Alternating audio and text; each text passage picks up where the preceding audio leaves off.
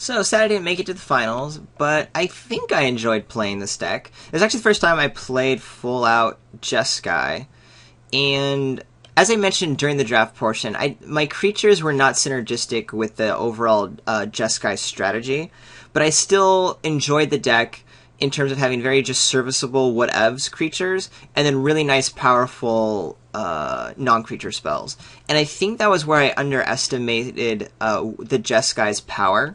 I think Jeskai is going to be a pretty formidable clan, assuming it's actually open. I don't think it was. I got some pretty nice spells, but kind of the key makers in the Jeskai deck, again, that 2 and a blue 2/1 flyer with prowess. I mean, that's so key in the 3-drop slot. Or just having like those Efreet Weapon Masters as better morph creatures to pound stuff through.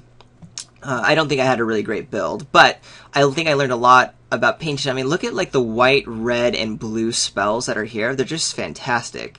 Obviously, the rare flying technique is great, but Ride Down, Master the Way, the Singing Bell Strikes I actually really like, even though after late in the game they get, kind of less exciting. But Crippling Chills you can get more of. The Kill Shot, Suspension Field, fine. I don't think I played them particularly grand.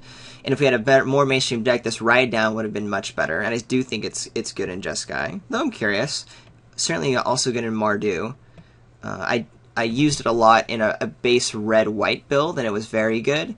I didn't get to do it too much in this deck because I think with my deck being not so great on the creatures, I wasn't able to be as proactive as I normally like to be. But it's still okay. You saw how it worked really well in when my opponent was behind in that first game.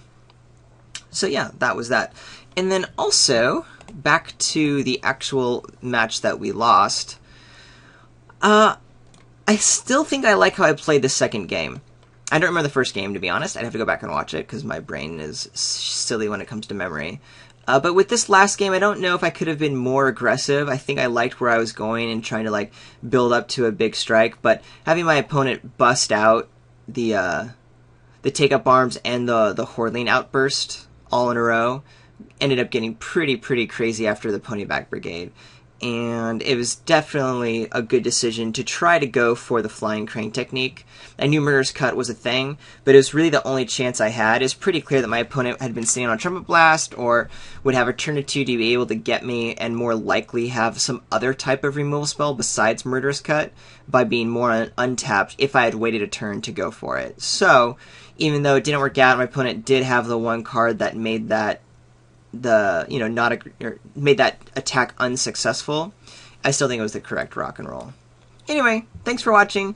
I don't know if I'm going to keep doing these sort of post videos if I don't make it into finals on a recording. I like it because it allows me to think about the draft a little bit more, also give you guys some perspective of what I'm thinking to comment better.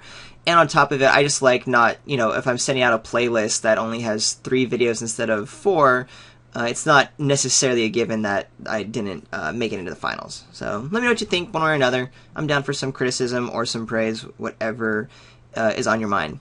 And thank you no matter what for watching this long, because I always appreciate your viewership.